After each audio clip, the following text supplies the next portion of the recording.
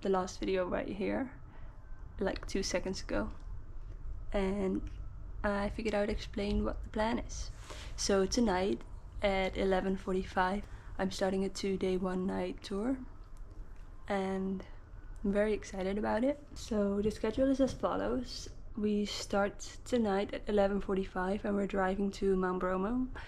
Then I think around 3 or 4 o'clock we're gonna start hiking for sunrise. Then we're gonna do sunrise at a viewpoint. We're not gonna hike Mount Bromo quite yet, but we're gonna go hike a viewpoint overlooking Mount Bromo for sunrise. And then afterwards we're going back down and we're hiking up Mount Bromo, I believe. In the early mornings we're going back to the car, and then we are driving to a hostel guest house type of thing. Not entirely sure what they have booked, but I believe there's a bed and a swimming pool available for all of us. And then after that we've got some time to just chill, relax. I want to try and get some sleep at least, if I can, but I'm not entirely sure what the vibe is going to be. Then tomorrow evening at 11:45 we're gonna leave again, and we're gonna drive towards Mount Egan, and then we're going to hike up Mount Egan.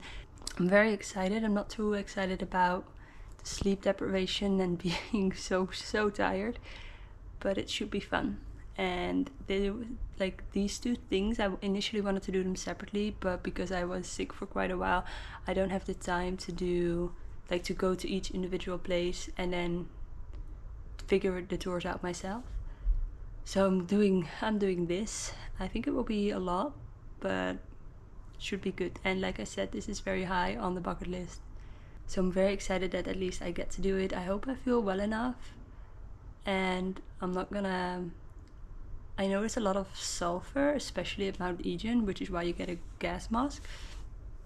But I'm hoping my immune system is strong enough to handle it, but we'll have to see once we get there. So for now, I'm gonna attempt to get some sleep. I don't think it's gonna be much. I think it's gonna be very hectic at 11:45 tonight actually. So I'm not entirely sure how well I can explain it then, so I figured I would do it now.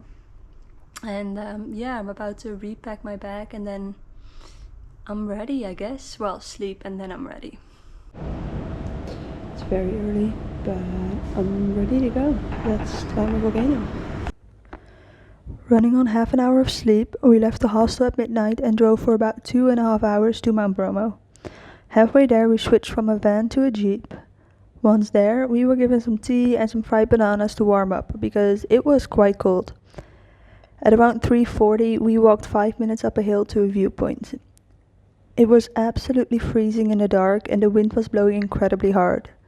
Just after 5 the sun began to rise and we could see Mount Bromo and the surrounding volcanoes.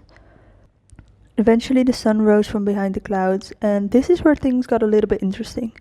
I'd been standing in the cold and wind for about 2 hours now, and apparently it was too much. I started to feel dizzy, got blurry vision, and my ears started ringing. Before I could sit down, my legs gave out and I was on the ground, on the verge of passing out. It was a very scary experience, but luckily I'd been talking to some Dutch people at the viewpoint and they made sure I was alright. After about 5 minutes of sitting with my head between my legs, I started to feel better. I asked for a quick picture, but looking back you can see I am as pale as a ghost. I then made my way back down and sat in a restaurant to warm up a little. At 7 we all met by the jeep and we drove for about an hour to the base of Mount Bromo. We spent about half an hour hiking up. The views were absolutely amazing. The smoke coming from inside the crater, the moonlight landscape.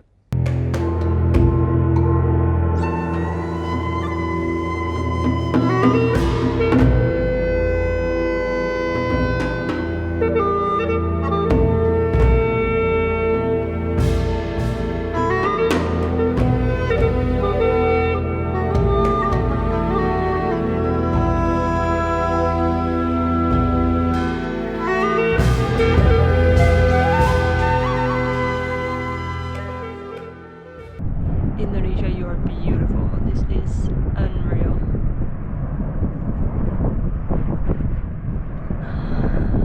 I can't believe this is Indonesia. This is amazing. It looks like you're on the moon. It's crazy. A whole new planet. except it's on Earth. It's a lot less touristy than I thought it would be. This is amazing. So amazing. We had about half an hour at the top and we just took some photos and enjoyed the view. I expected it to be more touristy here, and I mean there's still a lot of people, but you can easily find a spot to yourself to enjoy the view.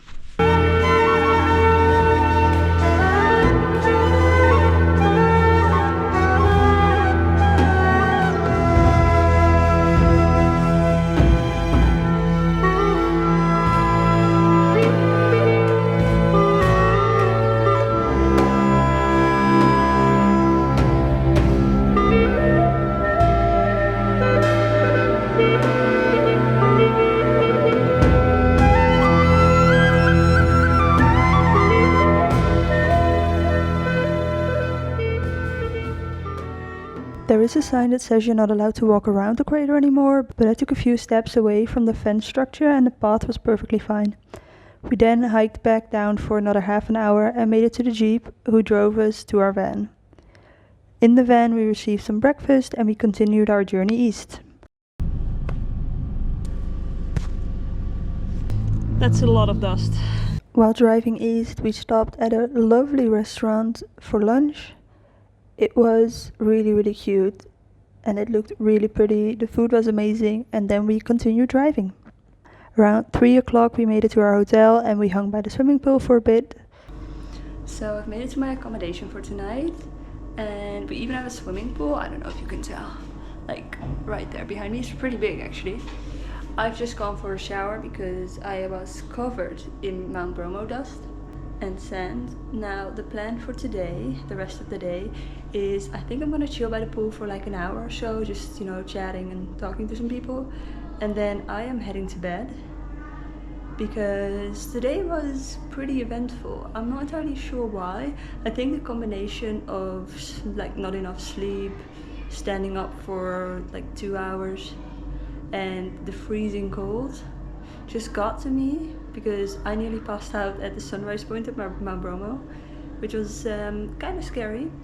And I asked the tour guide what tomorrow is going to be like, and he said it's going to be even colder. However, we are hiking. We're not like standing waiting, so I'm hoping that'll be better. As for today, the sunrise was really cool. The view was just out of this world. Like even walking towards the volcano, it's like you're on a different planet, like Mars or the moon or I don't know. There are so many different landscapes. You've got a massive mountain or volcano on one side, you've got rocks and the black sand, and then you've got all the jeeps, and it's just a very strange and like unique experience. At the top it smells a little bit like sulfur, but it wasn't as bad as in Bandung, so it was really cool. I will say the roads were very windy, like my motion sickness pills are not doing it for me anymore, but you know, that happens. So yeah, now I'm gonna head to the pools and then sleep, and we're gonna do all of this again tomorrow. I am not entirely sure, just like yesterday, how much filming I will be able to do when I'm half asleep tonight, this morning. Depends on how you look at it. So yeah, let's go climb another volcano. I'm now editing the videos and I've come to realize that I never actually said what I think about it. So the tour was amazing, like the Bromo part, the Ichung part as well, but that's for the next video. The views were stunning, our driver was the best. Overall it was just an amazing experience and I would highly recommend it. It's very different from back home, it's so unique, it's hard to put into words.